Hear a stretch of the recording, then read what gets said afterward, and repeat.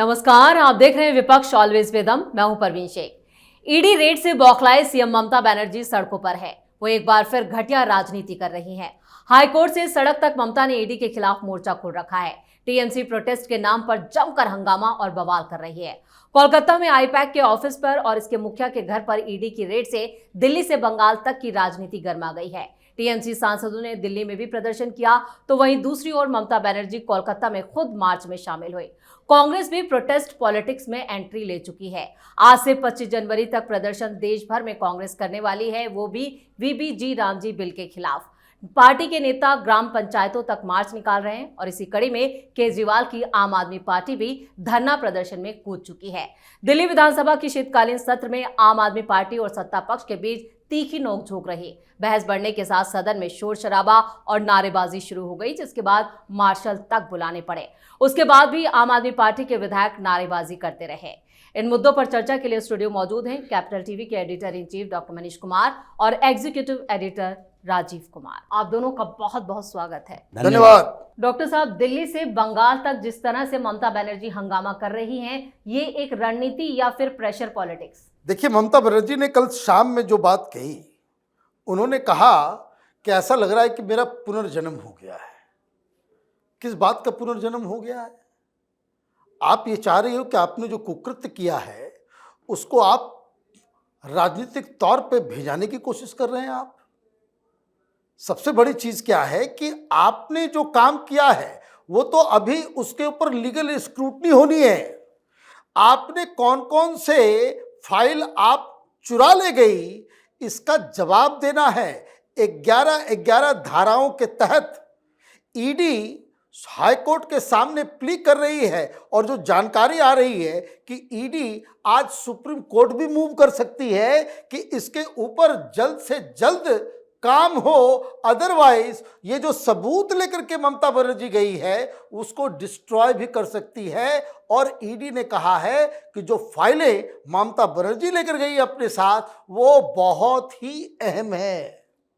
तो आप तो राजनीति कीजिए, लेकिन ये जो लीगल सवाल उठ रहे हैं, आपकी गिरफ्तारी के जो आसार नजर आ रहे हैं, और आप तो जाएंगी ही जाएंगी। ये जो आपके डीजीपी या कलकत्ता के पुलिस कमिश्नर और डीसीपी साउथ कोलकाता, ये सब के सब नपने वाले हैं, क्योंकि अपने पिटीशन में ईडी ने ये कहा है हाईकोर्ट से कि जहां जहां जो कार्रवाई हुई वहां और उसके आसपास के तमाम सीसीटीवी फुटेज उसको रिस्टोर करें।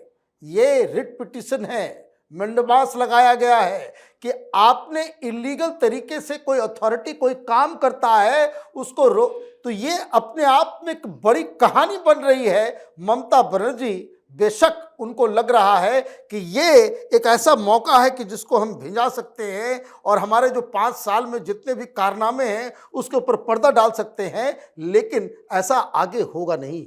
यानी ममता की मुश्किलें अभी और बढ़ने वाली हैं। राजीव सर, ईडी का एक्शन होता है तो ममता इसे इतना ज्यादा सियासी तूल क्यों दे रही हैं? देखिए, कोई भी केंद्र की एजेंसी का एक्शन होगा या फिर हाई कोर्ट का एक्शन होगा, सुप्रीम कोर्ट में ममता बनर्जी घिरेगी, उस पर भी ऐसे ही सियासत करती है। ये जितने ममता बनर्जी की पार्टी के नेताओं के खिलाफ केसेस चल रहे हैं सीबीआई और ईडी के पास है, वो ज्यादातर 90% केस में वो सारे कलकत्ता हाई कोर्ट के फैसले के बाद सीबीआई की एंट्री हुई है, सीबीआई जांच हुई है। लेकिन फिर भी ममता बनर्जी ने हंगामा किया। एक जज थी, अभी भी है कलकत्ता हाई कोर्ट में, अमृता सिन्हा, और उस जज महोदया के पास अभिषेक बनर्जी के सारे मुकदमे थे। ये कलकत्ता हाई कोर्ट के सीजे ने कहा, चीफ जस्टिस ने, कि अगर टीएमसी के कुछ मामले हैं करप्शन के, तो एक जज इनकी सुनवाई करे, एक दूसरे से जोड़ने में ज्यादा आसानी होगी।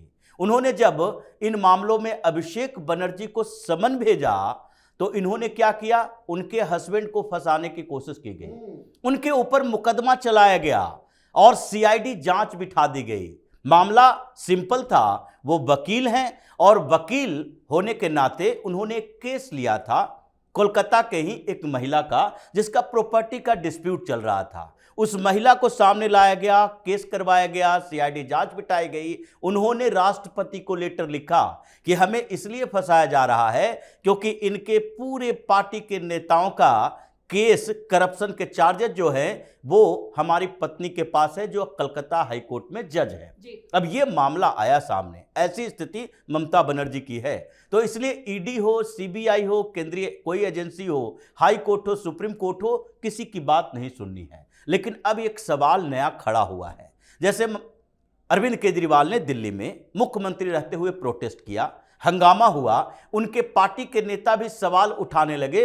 उसके बाद से ये धरना पुरुष जो बना हुआ था, धरना देना बंद कर दिया अपनी सरकार के खिलाफ। लेकिन पश्चिम बंगाल में एक परसेप्शन क्रिएट करने की कोशिश जो ममता बनर्जी कर रही है, रात भर इसी बात की मीटिंग चली है कि एक प्रदर्शन हुआ दिल्ली के अंदर और वहां पर दिल्ली पुलिस, जो कि केंद्र सरकार के पास है, उसने प्रदर्शन को रोकने की पूरी कोशिश की। क्योंकि कहीं भी कोई प्रोटेस्ट होता है, कर्नाटक में प्रोटेस्ट किया जा रहा था और वहां पर कांग्रेस के नेता कार्यकर्ता प्रोटेस्ट कर रहे थे। सिद्धारमैया की सरकार है, राहुल गांधी को इसके लिए जवाब देना पड़ता था क्योंकि वहां के कांग्रेस के नेताओं ने कहा हमारी ही सरकार, हम प्रोटेस्ट के लिए निकले हैं बीजी रामजी बिल के ऊपर। और उसके बाद उन सारे लोगों को डिटेन करवा लिया गया। जी परमेश्वर ने कहा, होम मिनिस्टर रहते हुए हमारा ये अधिकार है और कर्तव्य भी है कि अगर कहीं पब्लिक को नुकसान हो रहा है, परेशानी हो रही है, तो प्रोटेस्टर को रोका जाए।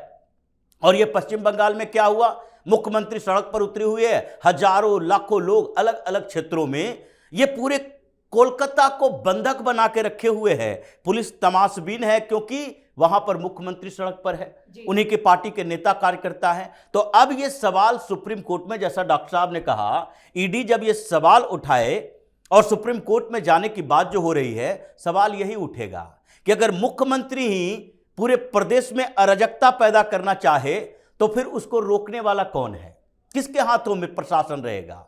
गृह मंत्री वही हैं, मुख्यमंत्री वही हैं, पुलिस की कंट्रोल उनके पास है, तो फिर पुलिस भी चुपचाप बैठकर तमाशा देखेगी? जनता के लिए सरकार है कि अपने लिए सरकार बनाई है? इसलिए अब सवाल लीगल तरीके से चल रहा है कि प्रोटेस्ट में जैसे पश्चिम बंगाल में अराजकता पैदा किया गया, क्या ममता बनर्जी अब भी मुख्यमंत्री रहेंगी या चुनाव आयोग आगे आचार संहिता के बाद वहां के सारे अधिकारियों का तबादला करेगा, नई टीम बनाएगी और उसके बाद चुनाव आयोग ही बंगाल का कंट्रोल रखेगी जब तक चुनाव नहीं हो जाता? बिल्कुल, धरना प्रदर्शन को ये लोग एक हथकंडे की तरह इस्तेमाल कर रहे हैं, जिसमें अब कांग्रेस की भी एंट्री हो गई है। बीबीजी रामजी बिल के खिलाफ कांग्रेस भी आंदोलन करने जा रही है। भाई बड़ा गलत टाइम चूज कर लिया इन्होंने जी। अब आप देखिए कि आप प्रोटेस्ट कर रहे हो, उसके पीछे का सबसे बड़ा मकसद ये होता है कि मीडिया में आप नजर आए जी। एक तो मोबिलाइज भी करना होता है और उसके बाद आप मीडिया में भी नजर आओ। लेकिन जिस तरह का बवाल कलकत्ता में शुरू हो गया है, ये तो अभी ममता बनर्जी अगले 14 तारीख 15 तारीख जब तक सुप्रीम कोर्ट तक का फैसला ना आ जाए जी, ये हर दिन जो है वो कलकत्ता कलकत्ता ममता बनर्जी और बीजेपी ही नजर आएगी। तो आपको कौन देखेगा, आपको कौन दिखाएगा? आप वैसे ही 15-15 बड़े बड़े एंकर्स को जो है बायकॉट करके रखे हुए हैं, आपके ऊपर ना डिस्कशन होगा ना कुछ होगा। तो ये जो कहते हैं ना कि स्टार्टिंग प्रॉब्लम कांग्रेस पार्टी के साथ हमेशा ये होता है कि बड़े बड़े प्लान कर लेते हैं और जब ये जमीन पे उसको उतारना होता है तो आपके पास न वो साधन हो पाता है, ना उस तरह से चीज़ों को आप रख पाते हैं। ये जो जी राम जी के ऊपर जो नेशनल लेवल पे आप प्रोटेस्ट करने जा रहे हो, ये शुरुआत से ही सुपर फ्लॉप होने जा रहा है। बिल्कुल, प्रोटेस्ट शुरू होने से पहले ही फेल हो गया। लेकिन राजीव सर, केजरीवाल भी जिस तरह से दिल्ली विधानसभा में हंगामा हुआ है, तो उसमें भी लिए अपने लिए कोई ना कोई कहें कि एक तरह से जुगाड़ देख रहा है विरोध प्रदर्शन के लिए, अपनी सियासत को कुछ स्तर बढ़ाने के लिए। देखिए, स्तर गिर चुका है। अरविंद केजरीवाल विधानसभा सत्र के दौरान ही घिर चुके हैं पूरी तरह। आतिशी मार्लेना विधानसभा में जा नहीं रही, डर से परेशानी इतनी हो गई है, जैसे ही घुसती है उसके बाद से हो गया कि भाई माफ़ी मांगो या फिर प्रिविलेज कमेटी के पास जाओ, तुम्हारे खिलाफ इंक्वायरी शुरू हो चुकी है। अब परेशानी आम आदमी पार्टी की यही है कि गलती से ही सही कुछ तो बोल दिया, और स्पीकर ने कहा इन लोगों की मांग थी कि आतिशी मार्लेना ने गुरु तेग बहादुर के ऊपर कोई ऐसी टिप्पणी नहीं की थी जिसके कारण उनको प्रिविलेज कमेटी के सामने जाना चाहिए, उनके ऊपर कोई कार्रवाई होनी चाहिए। तो स्पीकर ने क्या किया, फोरेंसिक टीम बुला ली और फिर वो जो वीडियो था उसे फोरेंसिक के पास भेज दिया। 15 दिन का वक्त दिया गया है। अब वो वीडियो ओरिजिनल है, कपिल मिश्रा पर आरोप लगा था और वो वीडियो ओरिजिनल है, उसकी फॉरेंसिक जांच होगी, उसके बाद प्रिविलेज कमेटी में आतिशी मार्लेना जाएगी। अब इन लोगों की डिमांड है आतिशी मार्लेना को रिजाइन करवाओ, नहीं तो बर्खास्त हो जाएगी। नेता प्रतिपक्ष अब किसी और को बनाना है तो बनाओ, आतिशी मार्लेना नहीं रहेगी। अब ये क्या प्रोटेस्ट करेंगे, बायकॉट हो रहा है विधानसभा में। ये वही स्थिति है जब आम आदमी पार्टी कभी 67 सीटों पर जीत कर आती थी तो उस समय 3 विधायक भारतीय जनता पार्टी के, इनकी कोई हैसियत नहीं होती थी। जब ये 63 सीटों पर भी जीती तब भी भारतीय जनता पार्टी की हैसियत नहीं थी। 8 सीटें, 8 विधायक क्या करेंगे। अब स्थितियां पलट चुकी है तो बायकॉट तो विधानसभा में इन लोगों का हो रहा है और इसकी गूंज पंजाब तक दिखाई पड़ रही है।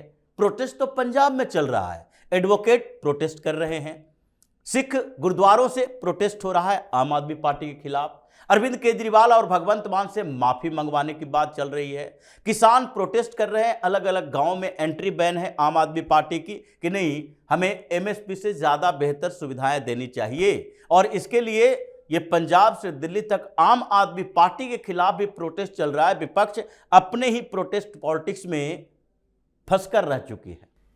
राजीव सर, इस तमाम जानकारी के लिए और सटीक विश्लेषण के लिए आप दोनों का बहुत बहुत धन्यवाद। धन्यवाद। विपक्ष की प्रोटेस्ट पॉलिटिक्स विपक्ष पर ही भारी पड़ रही है। हालात इतने खराब हैं कि जनता भी विपक्ष के आंदोलनों और विरोध प्रदर्शनों से किनारा करती नजर आ रही है। अक्सर इन विरोध प्रदर्शनों में पार्टी के नेता और कार्यकर्ता ही नजर आते हैं जिनका मकसद सिर्फ सड़कों को जाम करना और आम जनता को परेशान करना होता है। अब बंगाल में यही हो रहा है, जहां ममता अपनी सरकार होने का फायदा उठाते हुए कभी भी सड़कें ठप कर देती हैं। यही हाल रहा तो विपक्ष की सियासत भी एक दिन ठप हो जाएगी। इस खास शो में इतना ही। वीडियो कैसा लगा कमेंट करके अपनी राय जरूर दें। वीडियो को लाइक करें, शेयर करें और कैपिटल टीवी को सब्सक्राइब जरूर करें। धन्यवाद।